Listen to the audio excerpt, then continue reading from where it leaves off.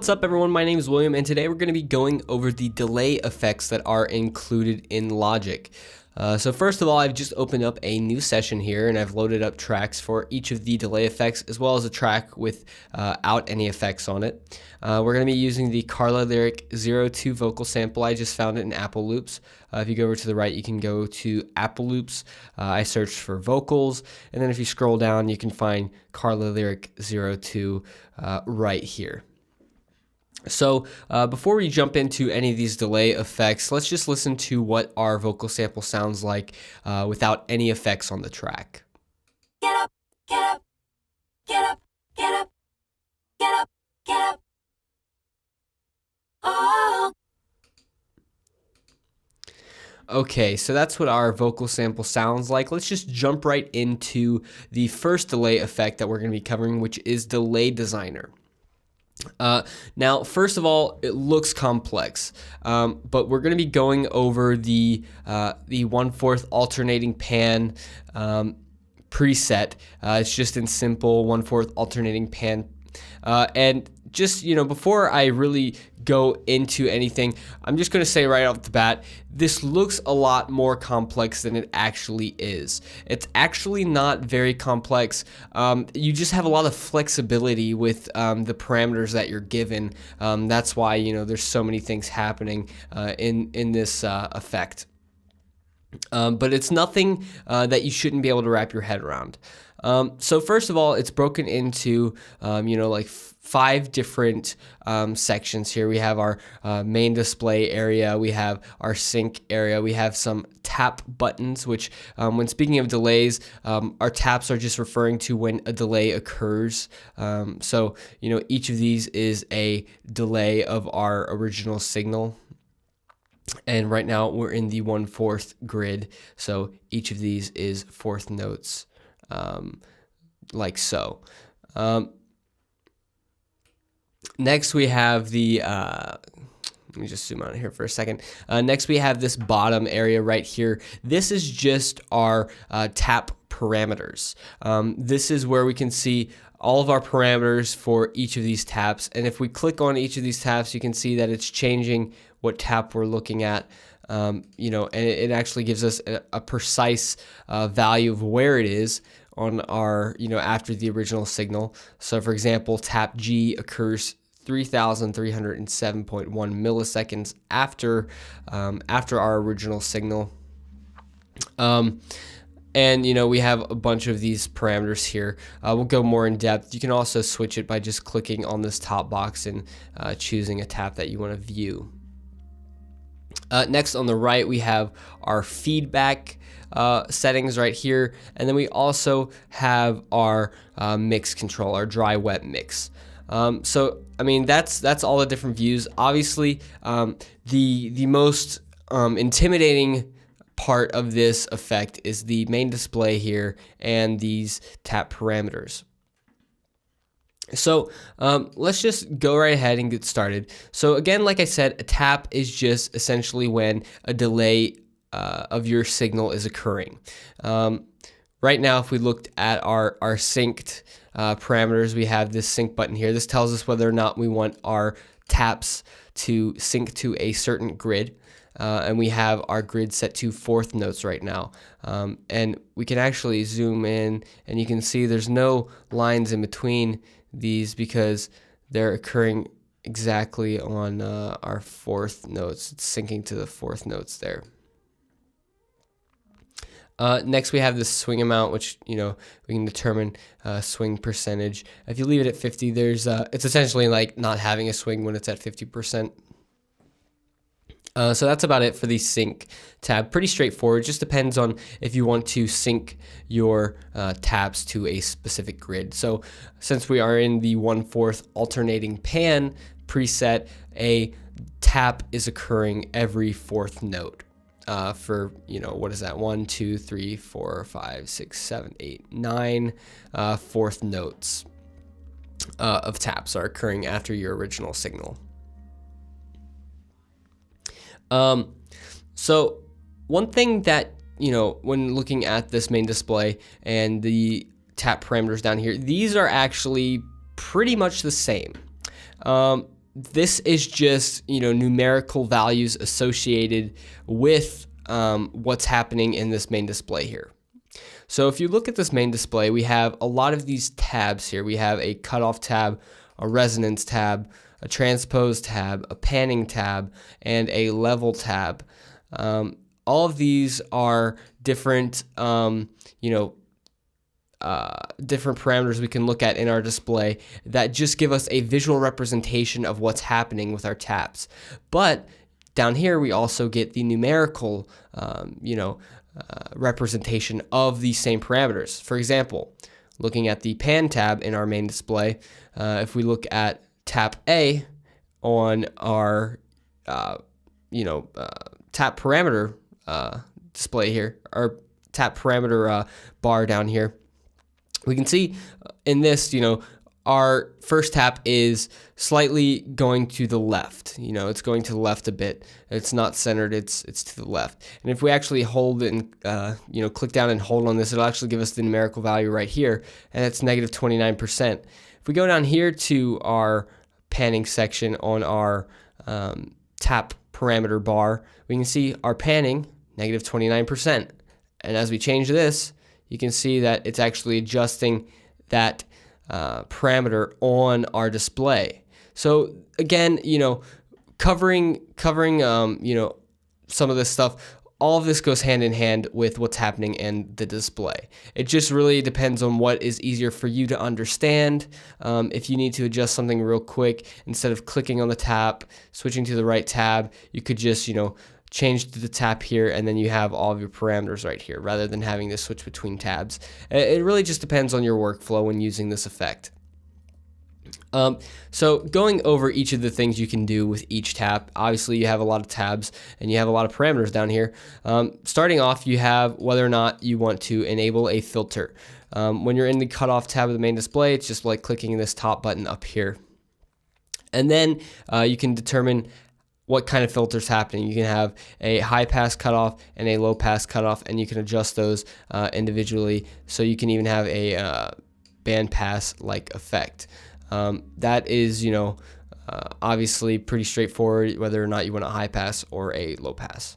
Next, you have the slope of this cutoff filter.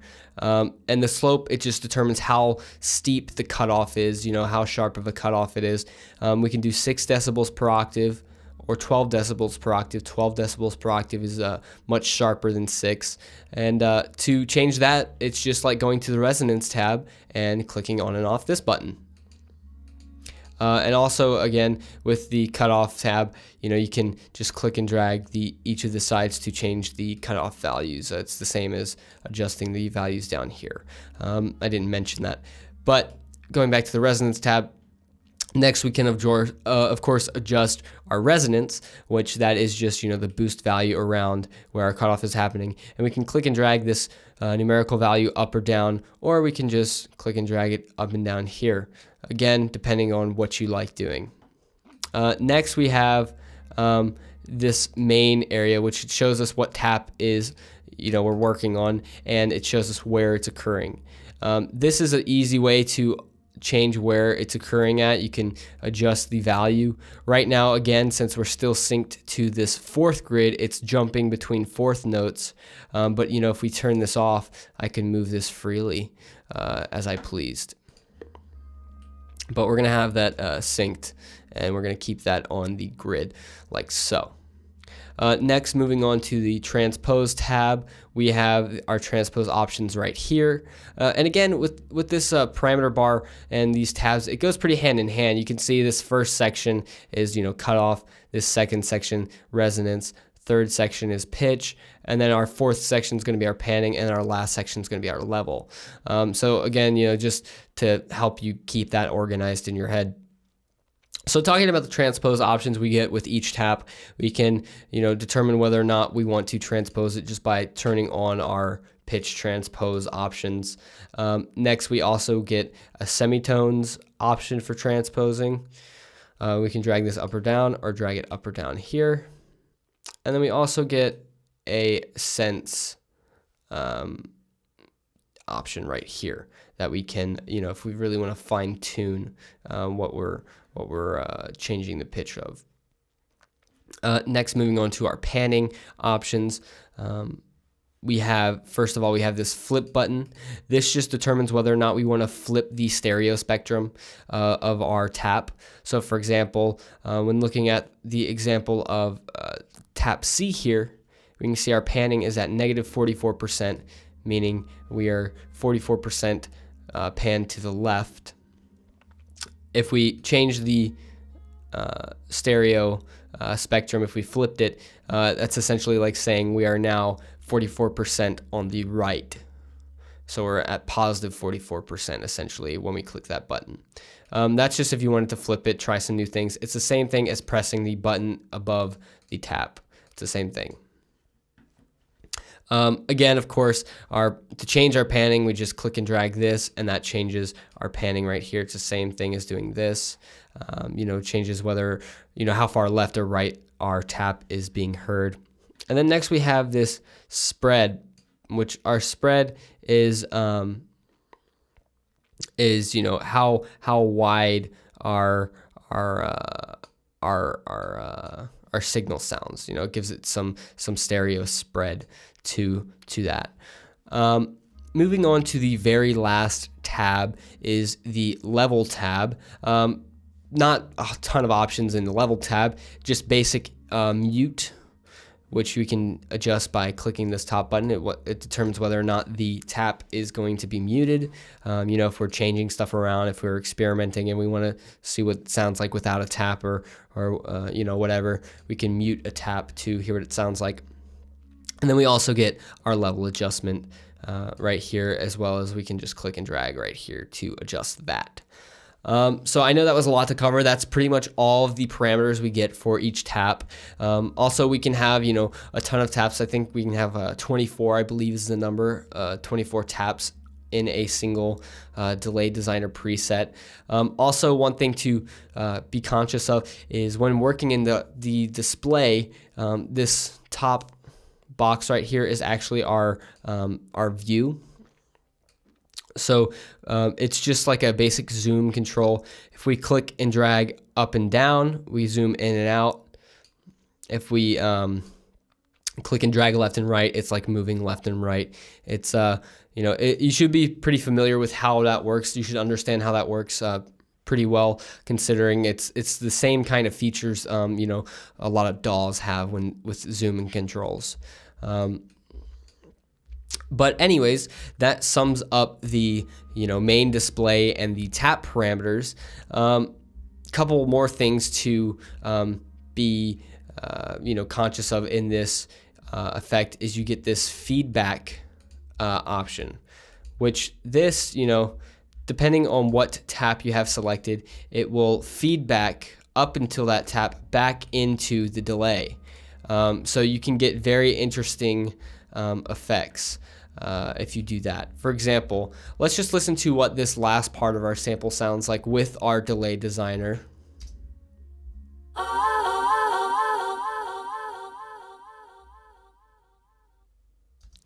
So as you could hear, it happened, to where it, panned left and right every fourth note, and it got further apart, as well as it decreased in volume. And that's kind of what our settings are set at right here. Again, we can get some basic, viewing of this. None of these, adjust the cutoff or resonance. The transpose isn't messed with. It's just panning and level for this preset. So one thing I want to have us look at is this feedback. So we heard what it sounded like without feedback on. If we select a tap, let's just use tap A for example. What it will do is it will feedback everything up to tap A back into the Delay Designer. So we're going to get some very interesting delays happening as we feedback. So let's just listen to what this sounds like.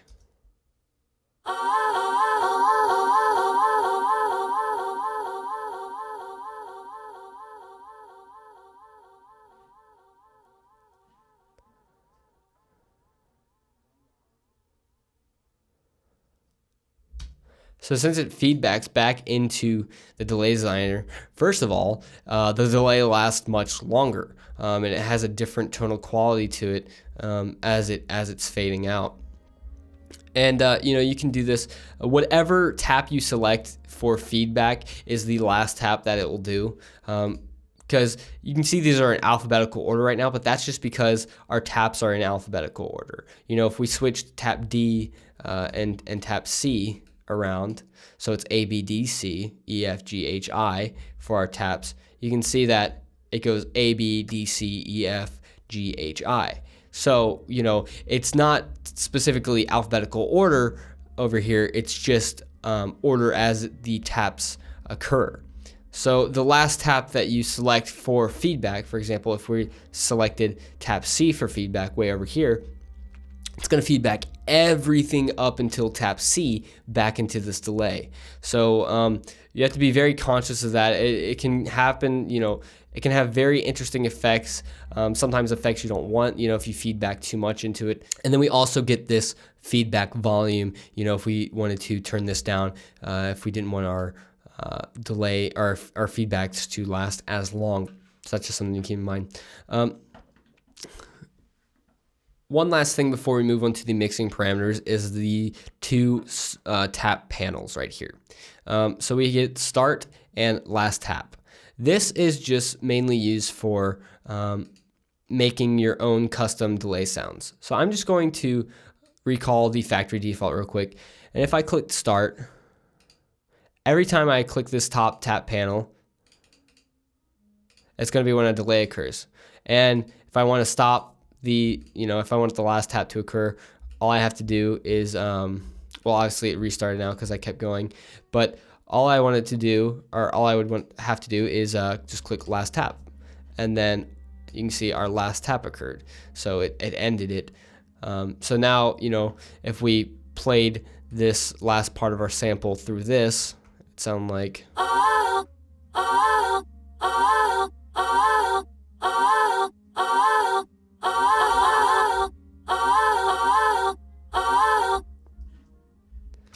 So obviously that was a lot of offbeat. Well, it was technically, all to the 16th grid, but it doesn't sound quite right just because of how I did it. But you could hear, how that worked though. And that's just a quick way to make fast, custom tap variations. And of course you could have synced it to any type of grid. That was just, a quick example of what you can do with the tap panels there. So moving on to the last part, this is just a dry-wet mix. We should be very familiar with this. This just determines how much dry signal we're hearing and how much wet signal we're hearing in decibels. If we want our dry signal to be negative 5.8 decibels and our wet to be negative 12, we can do that. If we don't even want to hear our dry and we just want to hear our delayed wet signal, then we could do that. Let's listen to what that sounds like.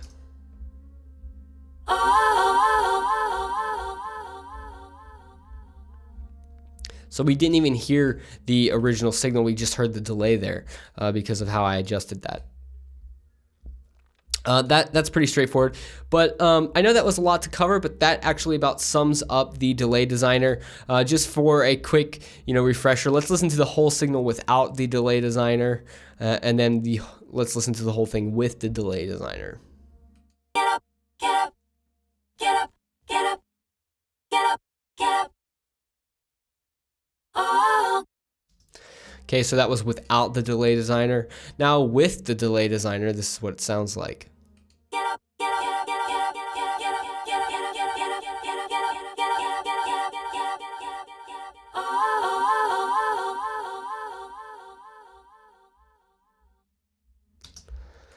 So very cool things. Delay designer is definitely, one of the more complex delay effects, but it is very powerful and you can get very unique delay effects with it. Next, we are going to be covering the echo delay effect. So the echo delay effect is very simple. It's very basic. We only have, 5 different options that we can adjust here. The first one being the time, which this echo effect just allows us to create very quick delay effects that are in time with our project tempo, which right now our project tempo is 127 BPM. So this determines, the frequency of those echoes, whether we want them to be eighth notes, fourth notes, 16th triplets, or half dotted notes. It's really, we get some flexibility with the grids there. Next, the next option is just the repeat option slider, which this just determines how often a delay is occurring, or how much delay is happening, synced to this grid. 0 is no delay, 100% is the maximum delay we can do. So that's just something to think about. Next, we have color. This actually just changes the tonal quality of our delay. Adjusting this can get us different harmonics and things like that. And then the last two parameters, again, we should be very familiar with. It's just our dry and wet signal percentage. So we can determine how much of the dry signal we're hearing and how much of the wet signal we're hearing. So very straightforward stuff. Let's just pick I'm going to pick the eighth single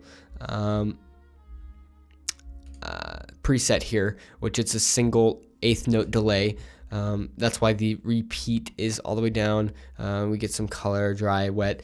So let's listen to what it sounds like without this echo delay. First of all, Get up, get up, get up, get up, get up, get up. Oh. now with this echo delay, Get up, get up, get up, get up, get up, get up, get up, get up, get up, get up, get up. Oh. so we can hear that there's only one delay occurring right, an eighth note after our original signal. And then as we turn this up, we'd have more delays occurring. So that's just something to keep in mind. That's, about it for the echo delay effect. It's pretty straightforward. You should be able to understand that fairly well, especially after we cover Delay Designer. It's just a very basic version of the same concept. The next effect we're going to be covering, though, is sample delay. So the sample delay is pretty straightforward. It's more of a utility than an effect, really, because it's more used for, if you needed to fix phasing issues, or if you wanted to, it can also be used to, emulate stereo microphone separation, if you wanted to do that, creatively. But again, it's more of a utility type of effect than, kind of a creative effect. So basically what this does is we can either delay the left or right channel individually based on samples. Samples is the smallest unit that we can use in a DAW, and then we can also even link the delay if we needed to do that. Pretty straightforward. It just adds a delay to our signal. It's not a creative delay. It just, for example, the easiest way I can show you is if we listen to our original signal.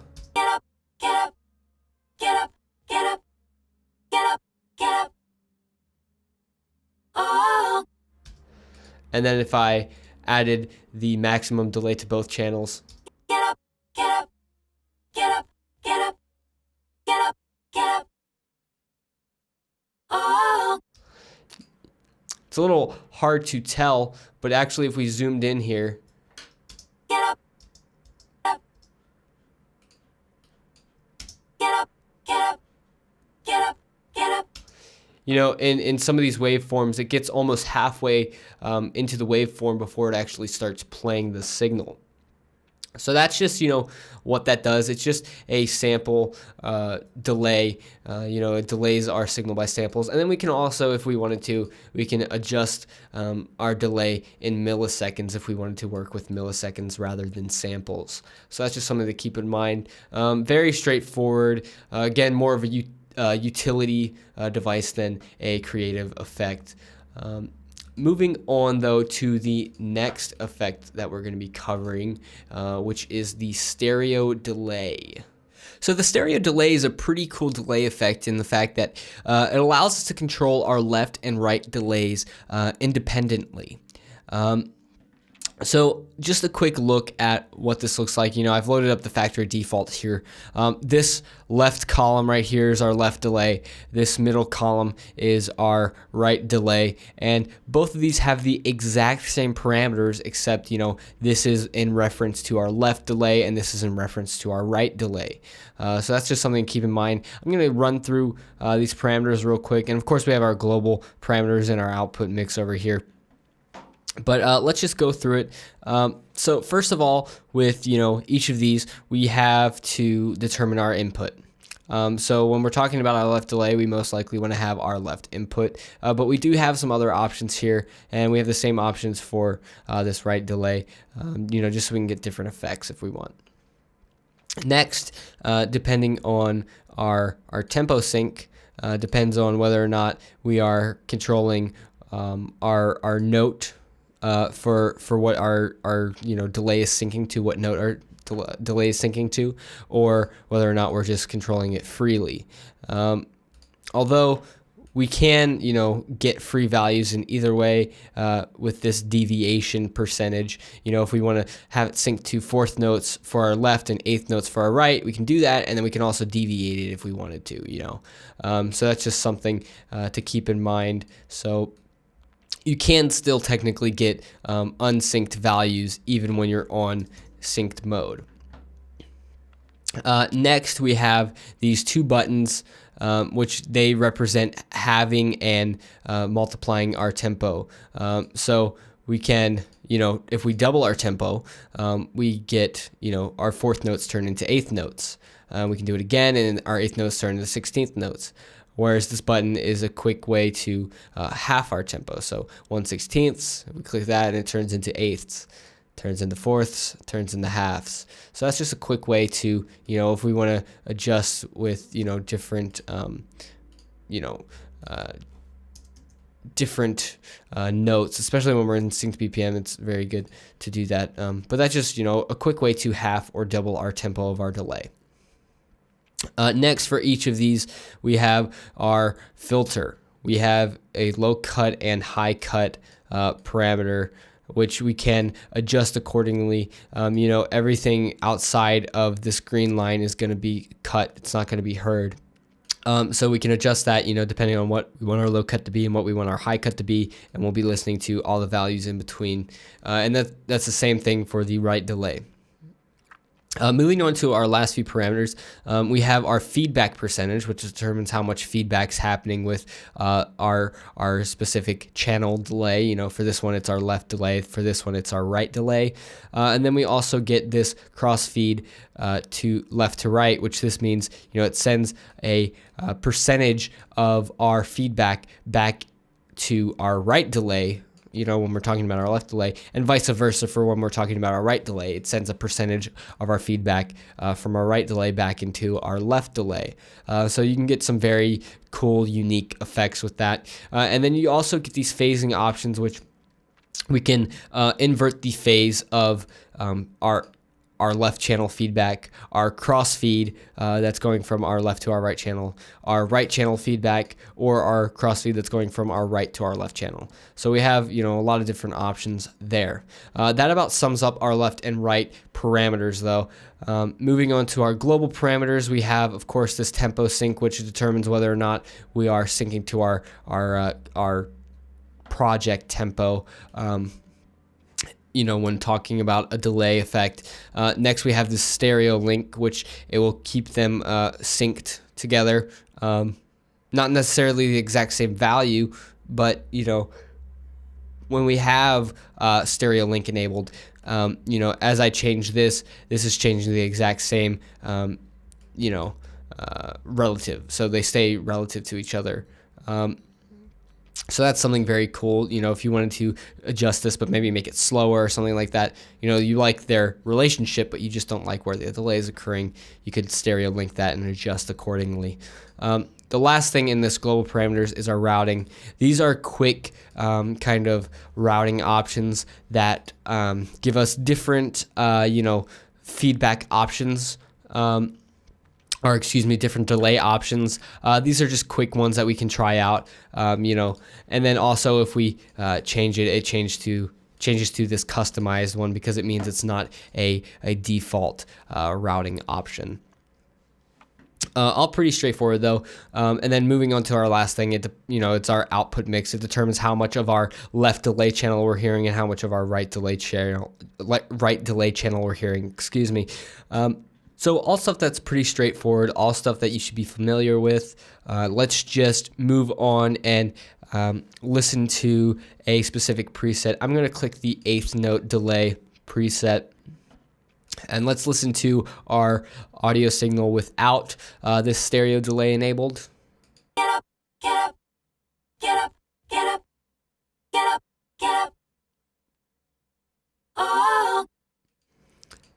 Now with our stereo delay, Get up, get up, get up, get up, get up, get up, get up, get up, get up, get up, get up, get up. Oh. so as you could hear as I change this, we can hear the left and right delay independently. Our left delay stayed at 8th notes, and then I changed our right delay to 4th dotted notes, so it lasted much longer. That about sums up our stereo delay effect. Moving on, the next effect we're going to be covering is the tape delay effect. So for this tape delay effect, we're going to be looking at the 1/8 note flutter preset, and definitely feel free to check out presets on this tape delay and all of the other effects, to get more familiar with them as you work on them. Starting off, we have the same delay parameters that we had on our stereo delay, although we don't have control over the left and right channels independently. We just have the same controls right here. And then we also get this smoothing slider right here, which this determines how smooth our flutter effect sounds. At 0, it sounds very jagged and not smooth at all, and at a higher value, it sounds much more smooth. So that's just something to keep in mind. This is for, when we're talking about our modulation down here.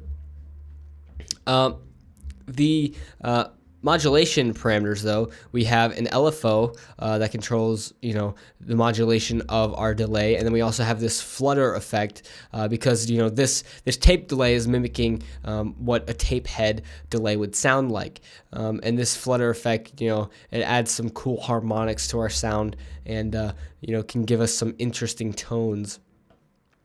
So adjusting these and changing the intensities of these LFO and the flutter intensity, they both change, how prominent those modulations are, and then the rate of each, the LFO and flutter determines how fast that's modulating. So that's just something to keep in mind. When looking at our modulation section. Moving on to our character section, this is really just to get different tonal sounds in our tape head delay. So, first we have this clip threshold, which it just determines the threshold of our clip, when it's affecting our clip. Then we also have this spread knob, which determines the stereo spread of our delay effect. As well as we have tape head mode, which changes the type of tape head it is. It gives us, again, just different harmonics, to give us some different tonal qualities. As well as we get a filter here. So, if we wanted to cut off the lows or highs, we could do that. Everything in the green line is what's being heard. Everything outside of it is being cut off. Moving on to one of the last sections, we have this feedback section, which it just determines how much feedback we're getting from this delay effect, and then we also have this freeze knob. The freeze knob, freezes the tonal quality of what's happening in the sound, and it keeps feedbacking that infinitely, so you can get some very unique sounds, when working with that freeze button. But moving on to our last section, we just have our output parameters. Pretty straightforward. How much of our dry signal we want to hear, how much of our wet signal we want to hear. This is a fairly simple delay effect. It's very similar to our stereo delay effect. We just have some different tonal qualities, and we have different modulation options that we didn't have in our stereo delay. So that's just, keep that in mind, because it is mimicking a tape head type of delay sound. So let's just go ahead and listen to what our vocal sample sounds like without our tape delay. Get up, get up, get up, get up, get up, get up. Oh. So that's what it sounds like without our tape delay. And now with our tape delay on our 1/8 note flutter preset, this is what it sounds like. Get up, get up, get up, get up, get up, get up, get up, get up, get up, get up, get up, get up. Oh. So that is our delay, effect with our tape delay. Very cool effect. A lot of cool delay effects, a lot of flexibility we have with the different delays. Definitely, experiment with all these, adjust the presets, explore some of the presets. If you're still not familiar with some things, make sure you ask your mentor about any questions you have. But again, my name is William. I hope you enjoyed this lesson. I hope you learned something. Thank you for watching.